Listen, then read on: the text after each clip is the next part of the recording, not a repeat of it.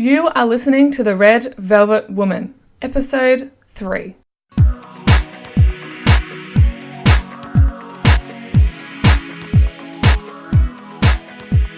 Welcome to The Red Velvet Woman.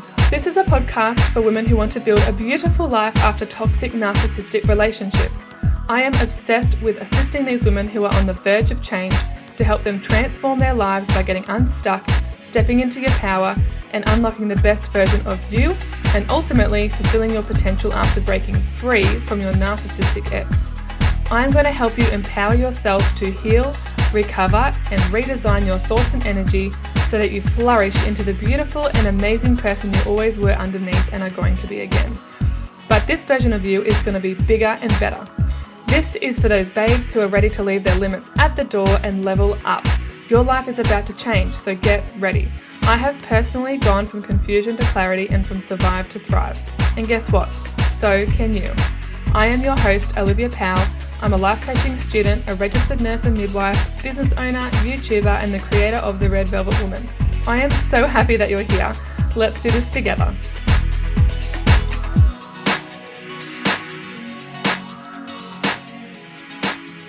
Hello everybody and welcome back to the podcast. Today I'm going to be talking about the second part of my story, and in the previous podcast, if you haven't listened to that yet, I would recommend listening to that first because that was actually the first part of my story, which was about the great romance and the great love story.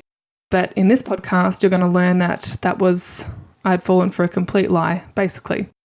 So yeah, that's right. I'd fallen for a lie. It was a facade. It was fake and it was a fabricated reality. It's taken a long time for me to get my head around that, but I can say it with certainty now. And this was Hugo's grand plan. The man that I once knew and loved didn't actually exist in the first place. I had discovered that Hugo was a phenomenal and masterful actor, and he masked the real, true him. He covered and hid the real person underneath and tricked me into falling in love with someone who wasn't in fact a real personality. He had just pretended to be all these qualities and be all these things that he thought that I would fall in love with, which I did because he did his research.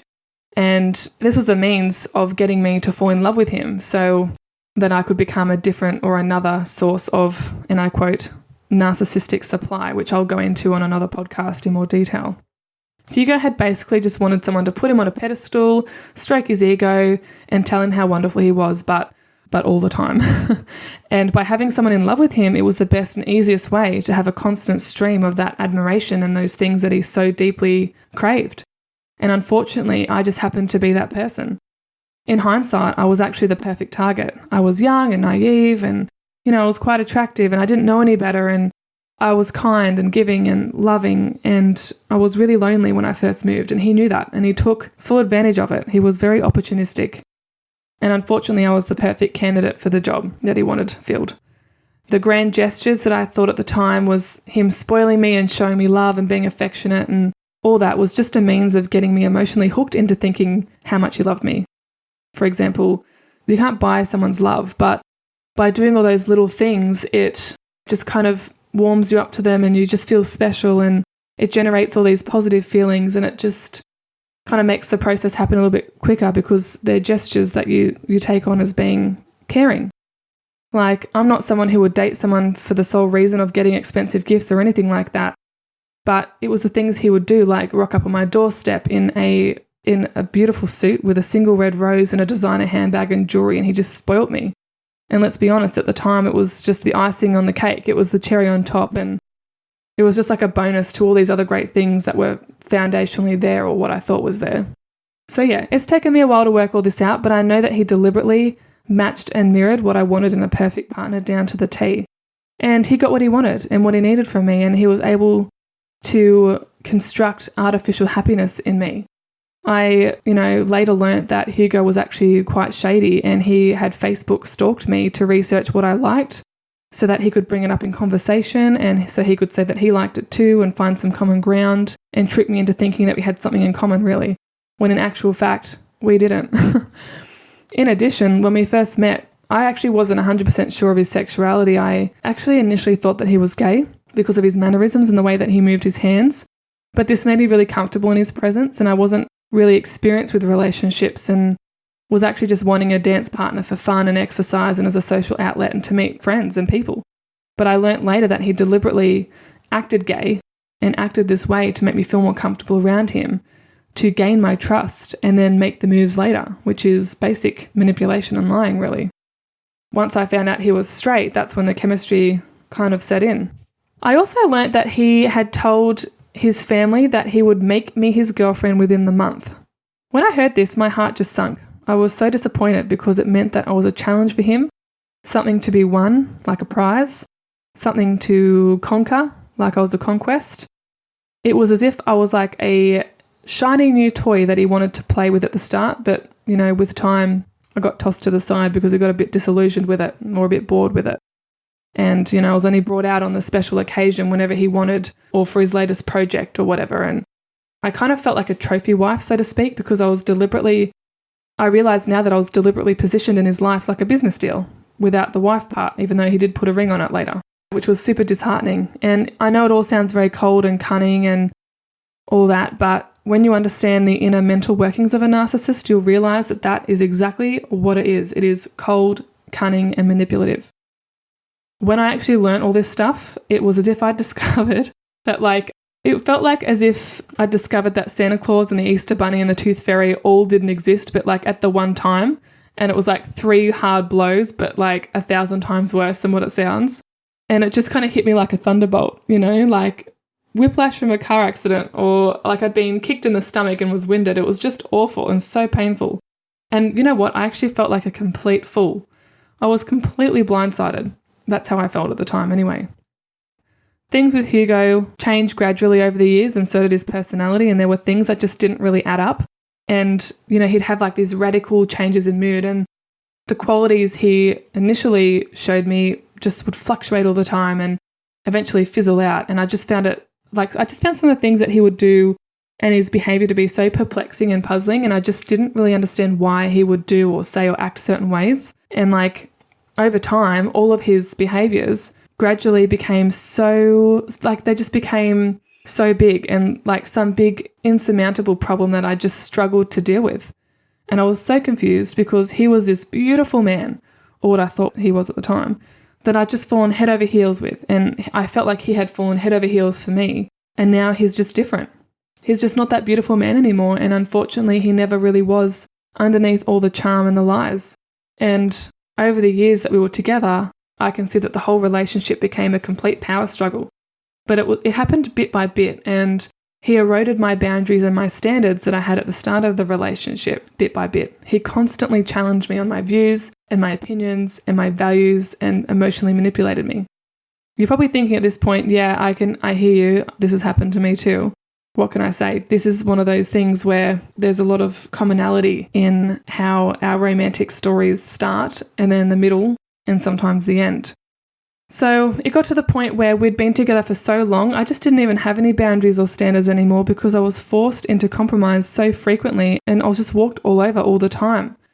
And in hindsight, I realised now that I had actually missed a lot of red flags and also ignored and justified his bad behaviour because I loved him so deeply and wanted it to work so badly. But I was jumping through hoops to make it work, to the point where it became detrimental to me. It starts out a certain way, and that's why it gets to these bigger issues, because you let a few little things slide by at the start because you think, it's not a big deal, I won't get upset, we love each other, let's not upset the apple cart over these small things, don't sweat the small stuff. But then slowly but surely things become slightly bigger and bigger and bigger, and to the point where they're enormous, and because you'd been so lenient on the smaller things to keep the peace at the start, it gradually just escalates into bigger stuff.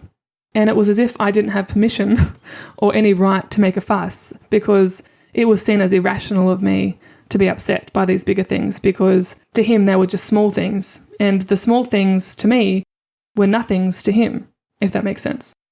So yes, I let the little things slide for too long on multiple occasions, and that was considered okay by Hugo's standards. I think of it like a rebellious child, actually. So if you don't pull them up on the small stuff and they don't learn from those things, then the bigger things don't have much context. So it's harder to explain and outline and discipline them over because they don't have any parameters of what's big or not, or big or small, because they've gotten away with all this sort of stuff for so long. And so Hugo just tried to downplay them. And it got to the point where I became a human doormat, a voiceless doormat, and I was Hugo's doormat. I pretty much hardly recognized myself anymore. And it's a shame because I know that I'd lied to myself for so long in the hopes that things would return to the way that they were in the early days, which I actually referred to as the honeymoon stage because everything felt so great and so perfect and so euphoric, and you just can't imagine life getting any better, and you're like totally obsessed with each other and you feel on top of the world and just completely mind-blowingly happy. But when those days disappeared, I was devastated because this new Hugo and this shittier relationship was not what I signed up for. The perfect picture that I had in my mind had just been kind of torn down from the wall and smashed or shattered into many pieces on the ground.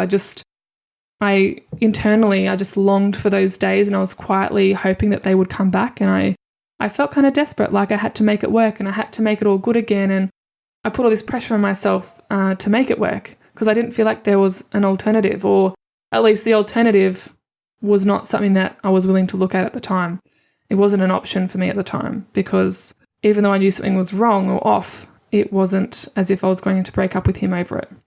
But I just knew something was off, but I couldn't put my finger on it, and I knew deep down that something wasn't right. It was like a visceral feeling, like my body was reacting to this. And I guess I just ignored it and buried it and thought I'll deal with it another time, but hopefully I won't have to because things will be better by then. Yeah, like I was in love with him and I wanted us to be together forever, and I thought I could turn things around if I did all the right things. Little did I know at the time, but my lifelong plans of growing old together were never going to come to life. And this was the hardest thing to learn and accept, was that those days were well and truly behind us and not coming back. And instead we were just completely out of sync and disconnected, and we weren't vibing, and we'd been slowly growing apart for years. But I noticed that in the relationship, like in hindsight now that I've broken up with him, I've grieved a lot of that relationship while I was still in it. And if you're still with your narcissistic ex, or you knew that it should have been over long before when it did, that can be a sign of the trauma bond still being at play, which is another term I'll go into later. So the truth bomb that I had to accept was that he never really was the person that he presented himself to be to me in the first place. I'll repeat that. Basically, he was never that person to begin with. The Hugo that I'd fallen in love with wasn't real. I was in love with someone who was not real and didn't actually exist, and I know that sounds crazy. Like physically, he was the same person, but I fell in love with Hugo's alter ego, so to speak. His persona, this false person that he put forward. He'd worn this mask and this persona so well that he just did and said all the right things for me to fall in love with him. So that was the first truth bomb, and I had to get really honest and real with myself about all of this. And this might be the first time that you are going to be doing this for yourself. But it's going to be okay because we're going through this together. The second truth bomb is probably the hardest one to say out loud sometimes, but it is probably the most important. The second truth bomb is that he never really loved me. I'll repeat that. He never really, truly loved me. He just wanted and needed what I could give him and what he could get from me. I was just a means to an end. I was a source and I was disposable because anyone can fit the bill if they have the right characteristics for the role. And I'll touch on this once again another time, but let that sink in for a minute. You might be realizing right now that your narcissist or your narcissistic ex never truly loved you, but just wanted and loved what you could give to him. That was a hard pill to swallow.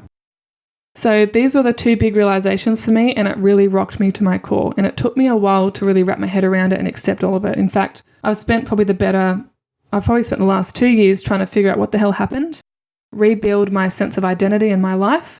Guess what? I can proudly say now that my life is now better than ever. And I can't wait to share with you more about that later on and how you can get to that awesome place too. And yes, it is possible. I'm telling you right now, it's possible and it's doable.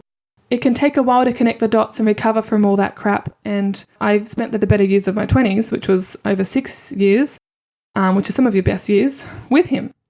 Overall, when you're growing up and entering your early 20s, these are some of the most important and impactful years of your life and really can impact and shape and change the trajectory of your life as well. So when I think about those poor women out there who have been married to a narcissist for 10, 20, 30, 40, whatever amount of years and have had children with them, my heart goes out to you because that is such a long period of your life. But the good news is that once it's over, there is better and more stuff out there for you. And regardless of how long or little you've been with your narcissist, they can have an extreme influence and impact on you. Like it's pretty incredible when you actually research and learn more about this.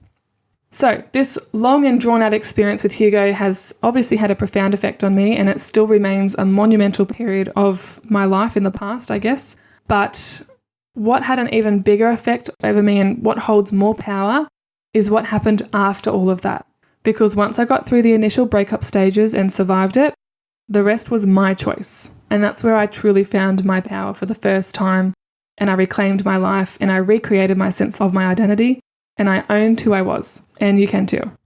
When you first come out of the relationship with the narcissist, you just feel like you're in this vortex of contradicting emotions. You know, you're happy, and then you're sad, and then you're relieved, and then really disappointed, and you feel light sometimes, but then you feel really heavy, and you experience every emotion in between. And it was basically the anti-dream of what I envisioned for me, myself and I, and my life. But the most important thing was that I was free. And if you are out of your relationship with your narcissistic ex, hopefully you can say now that you are free as well. You're not in his grips anymore. And I do feel this overwhelming sensation of freedom. I'm free to be myself because I had lost myself in that relationship. I am free, and I was free to find and rebuild and redefine myself in my life and completely revamp it, and just free to start all over again. And it wasn't too late. And it's never too late. Even if you've been with your narcissistic ex or were with them for an extended period of time, you can always start over again. It's never too late. And this is one of the best sensations and one of the best realizations, is that even though they might have robbed you of a significant period of time in your life, you have the power to say no more. I am going to be me now, and there is enough of you. That's it. And it's such an amazing sensation, and I still feel touched by that now. And I guess the beauty is knowing that I can revamp and reinvent myself whenever I choose to. That is true freedom. And this is how the Red Velvet Woman was actually born. Because since leaving that relationship, I have felt the most empowered and liberated I've ever felt in my life, even before I was even with the narcissist. Part of me doesn't even recognize the girl that I used to be because it feels so far removed from the person that I am today and my healthy mental space. It's funny because I refer to that version of Olivia as Olivia 1.0 because I have changed so much from that girl and who I used to be, and that chapter is closed. But at times, a memory will come back and I'll just get zapped into that place again. However, I'm able to pull myself out of that really quickly now. I've learned a few things that has really helped me do that. So it can be a very strange place to be in when you're so far removed, but it can take a split second to kind of go back into that moment, but it's kind of like a watered down version of it. I'm just fast tracking here, once you've done some recovery and you've done some healing, you're more emotionally removed from it, so you can be a bit more objective. And it just goes to show how powerful those past memories can be, but also how powerful mastering self-management and self-soothing can be, because this is something that we don't really learn necessarily growing up or in school. This is something you need to kind of learn for yourself, and I'm here to help you with that, which is exciting. I've done a lot of mindset work and I've intentionally engaged in that for a long time because, trust me, it took me a long time to get to this point. But in terms of reviewing and not reliving my history, that's a big deal. I can look back on my history now and not feel like I'm reliving it. And I think when you get to that point in your life, that's when you know that you've really done some healing and recovery, because you're not so emotionally attached to it anymore that you're going to break down, or you're going to feel shame, or you're going to feel embarrassment, or you're going to feel, really low vibe and depressed and unhappy. So it's pretty special. Once I did a lot of the work to clear the brain fog and the confusion and the hurt to find myself again and heal myself, I felt like I should just be sharing this with other people and not keeping it to myself, because it can be a very confusing and mixed emotion time, and I get that. And even though I've, healed myself and I've moved on, I'm now in a place where I'm much more aware of myself and my thoughts and what drives my decision-making processes and my behavior, and I'm able to tap into my intuition a lot easier and become more energy sensitive, but also more energy rich. The silver lining to all of this healing and recovery is that it can set you on your true path, and that is invaluable and priceless. I've learned a lot along the way that I'll share with you as we embark on our journey together. Woohoo! And you might have already started your own journey before this podcast, so kudos to you, and I think that's awesome, and I say keep going on it and help me help you supplement that journey. Just be prepared for some muck-ups during this. That's just the way this is going to roll, because it's going to be real and it's going to be authentic and a bit spontaneous, and sometimes that's just going to happen. But the point is there is a point where you will feel better and you will get there, and there is hope. And one day, someday soon, I hope for everybody, is that you will have ultra lights beam from your smile and your cheeks again, and you will radiate joy and deep happiness and contentment. Gosh, I can't talk in this episode. It's only the second one and I already can't talk. But what I'm trying to say is that you will not stay in a rut for too long or in that deep, dark emotional hole as long as you're listening to this, because I'm going to show up and I'm going to help you fight for yourself. So that's what I was trying to say. So throughout this podcast, you can expect a collection of information, a combination of my own stories, some anecdotal tidbits, and I can't wait to share them with you, and I'm super excited. And yeah, I think what is going to come about in your own life and your own future is really exciting, because from this point on, life is going to get better. And it's true when they say the best is yet to come. It might be a little bit bumpy at times and you might not like it, but hopefully the worst is over for you. And if you've left the Hugo in your life, then I'd say it definitely is. And now it's onwards and upwards. So I'm going to say goodbye for now, and I hope to see you in the next episode. And I wish and sprinkle lots of love all over you. Okay, thanks for listening. Bye. Thank you so much for tuning in. I would really appreciate it if you guys would leave me a review on iTunes. I ask this because your review will help the success of this show so that it has the potential to reach many more women out there who would benefit from hearing this message, as podcasts have an algorithm too, just like Facebook and Instagram and other platforms out there. If you enjoyed this podcast or something has resonated with you, then be sure to subscribe so you're informed of every new episode that is released and so you don't miss a thing. And share the love by passing this on to someone you know who would benefit from hearing the free content of this podcast. I know that I personally would have benefited from hearing something like this when I was going through my own healing and recovery journey, and it would have propelled me forward further to feel a lot better sooner. So for more beyond this podcast, find the Red Velvet Woman Facebook page, ask to be added to the exclusive group, and come hang out with me on Instagram, where you will find uplifting, thought-provoking quotes and pretty pictures, as well as my link to my YouTube videos. If you want to reach me, you can do so by emailing me at theredvelvetwoman@gmail.com. Until next time, much love, Olivia. Thanks for listening.